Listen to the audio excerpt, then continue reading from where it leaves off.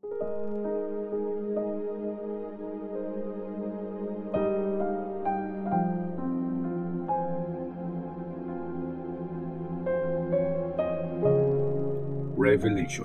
chapter 15. Huling mga salot. May nakita ulit akong kakaibang sign sa langit. Napakagaling at nakakabilib. May 7 angels na may 7 salot. Huling salot na yung mga yon, kasi ito na ang last na pagpapakita ng galit ng Diyos. May nakita akong parang dagat na kristal na nagliliyab. Nakita ko rin ang lahat ng mga nanalo laban sa halimaw at sa rebulto nito, at yung may number na equal sa pangalan niya. Nakatayo sila sa tabi ng dagat na kristal.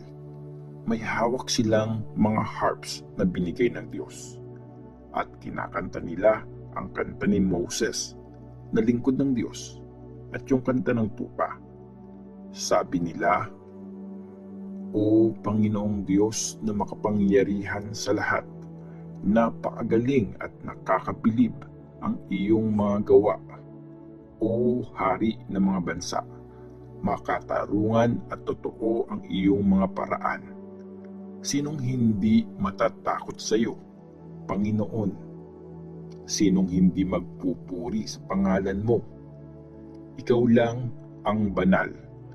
Lalapit ang lahat ng mga bansa at sasambahin ka, dahil nakita na ng lahat ang mga matuwid mong ginawa."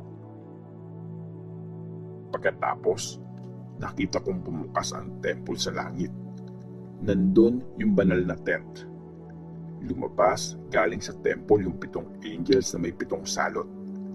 Nakabihis sila ng malinis at kumikinang na telang linen. May gold na tela na nakatali sa bandang dibdib nila.